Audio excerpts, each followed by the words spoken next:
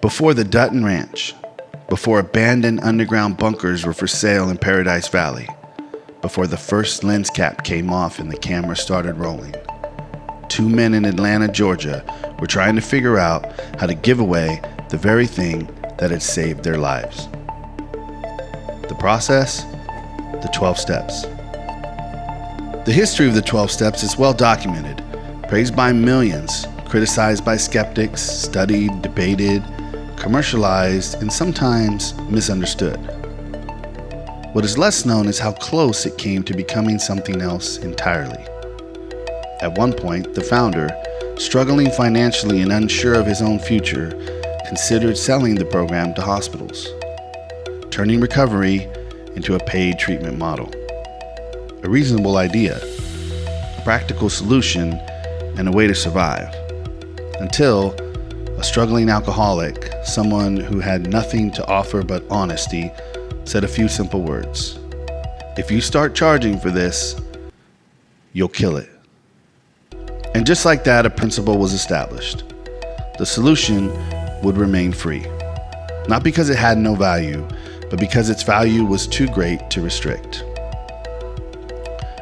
This is a story of what happens when the same solution leaves church basements and meeting rooms and begins to expand into new territory, beyond addiction, into grief, loss, trauma, stagnation, the quiet desperation of people who look fine on the outside but feel trapped on the inside. This is a story of two alcoholics trying to translate a life-saving framework for a broader world. And that search led them to men of new thought and new awareness, otherwise known as the Montana Society.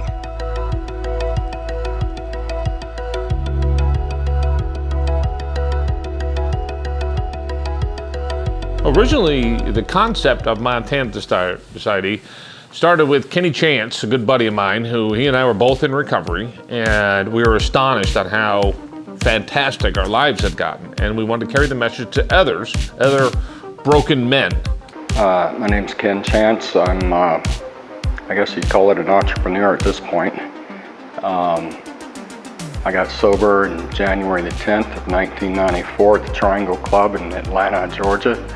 From death, divorce, disease, whatever it is, besides addiction. It's a wild ride, man. From Atlanta, Georgia to Montana. All because amazing. of the Montana Society, right? All because of the Montana Society. That's why we're here. It's the Montana Society, and at the time we had no idea that the Montana Society would have anything to do with the state of Montana. It was just a men's group. So we, came up with the name, and then he wrote a little agenda. Then we started meeting guys in other cities, and we started actually 5 or 6 meetings for the Montana Society. It was just an idea. It was a place where guys could come and they could be in recovery or maybe not, but they all shared something, and that was the need to have community, to have brotherhood, and to be able to talk about the things that were necessary to talk about, whether it's addiction, whether it's divorce, death, children, business, finance, whatever. And so it became a place where we could talk about all the things that you typically don't talk about in the rooms of AA, where you're primarily talking about alcohol and drugs. Sometimes it hurts when God is helping us clean up. Sometimes it's painful. But at the end, we become clean. In the Bible, it says, cleanse the inner vessel. The inner vessel. Cleanse the inner vessel. Don't worry about this out here. Cleanse the inner vessel. So we're cleansing this. And by cleansing this, by getting rid of this rust, we're going to have a light. We're going to have a connection. And that's what God is doing for us in recovery. God is cleansing us. If we let Him. If we let Him. You have to follow the steps. It's That's why we call it willingness. It's one of the principles behind the steps: humility, faith, willingness, and courage. Courage is not so I can go out and fight a battle out there. Courage is so I can fight the battle in here.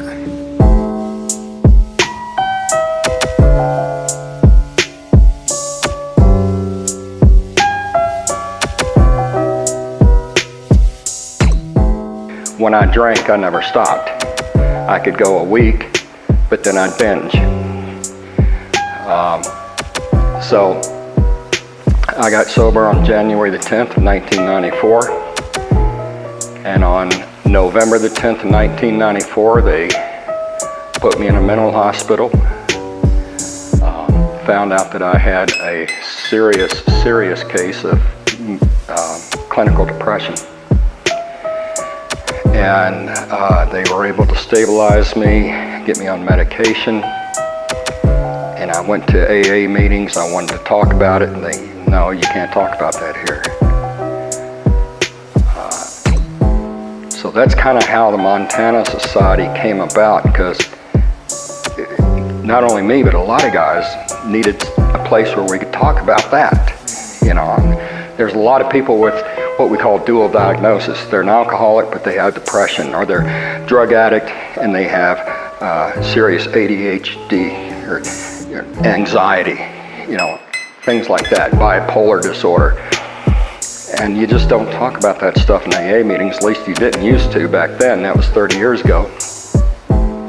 One day I was sitting on the beach thinking, all right, we're men and we're in AA, and it's teaching us how to think differently, to change our lives, and have an awareness, a God consciousness and awareness, and awareness of others and stuff like that. And all of a sudden, in my mind, I saw this men of new thought and new awareness, and it was Montana, Montana. I went, wow, that's cool. I said, we'll call it the Montana Men's Group. And they went, no, that doesn't sound right. The Montana Society. The Montana Society, that's what we'll call it. So I got all excited about it. I went back to Atlanta. I met with Dean and a guy named Bob Buckingham. And Bob's no longer with us, but he was part of this. And we just started talking and said, okay, cool, let's start a group. And we started a group. And men started coming to that group. It got to be a pretty neat group. And I might add that back during the early days of it, we not only saw men's groups, but we thought, man, we need to have a place. And yeah, we need to have a place. We need to have a place where men can come and fall apart. And that became part of the tagline, if you will, of the Montana Society, is a place where men can fall apart and get put back together again.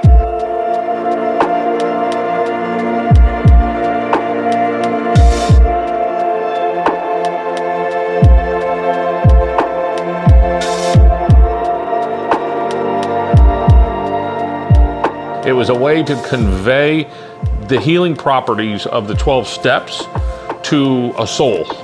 And it's been a soul healing process that has been around for thousands of years. Thousands and thousands of years. So there's nothing new about it. It's just that people don't use it, you know, or there's a lot of other stuff mixed into getting there. And it's a miraculous thing that if used efficiently can change a life. And that's what we were trying to get to. We started that here in Atlanta. And Kenny came up with it, which is the Montana Society, which is men of new thought and new awareness. And there's nothing else out there that can change your belief system in such a short period of time, just like this can. It's amazing. So that's the energy behind it 25 years ago when we put it up, we put this thing together. And it's essentially, well, I'd never even been to Montana. So you tell me, how do I end up owning like this part of like the meditation bunker from this church in a place called Paradise Valley, Montana, all these years later. And then it came together, just like it is. And then so financing showed up to help us. And then this and that. So how did how did it all work out? But I don't know. The only thing I know is to try to live right and keep my feet moving, and it will continue to fall in place. But it all started with that name 25 or 27 years ago.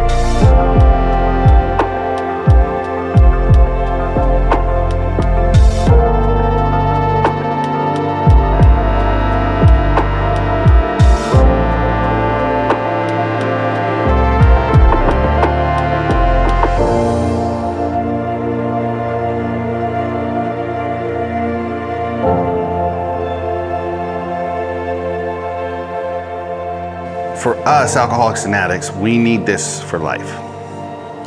But for someone who is relatively normal, once they've kind of gone through that grieving process, once they've kind of gotten through whatever it is that they're going through, they're ready to live their life. So for them, they found that the group was hard to sustain.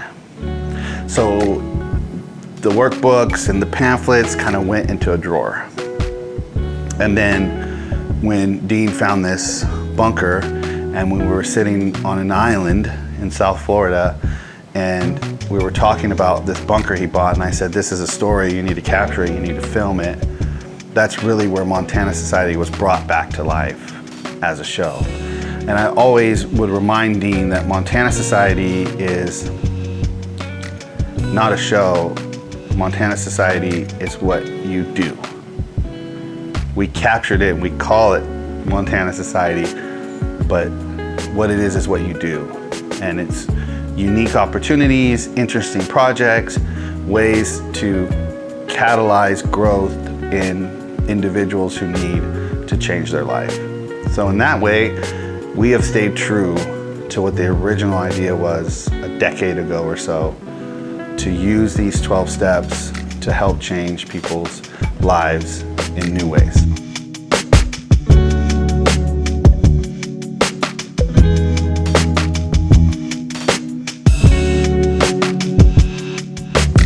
Montana Society!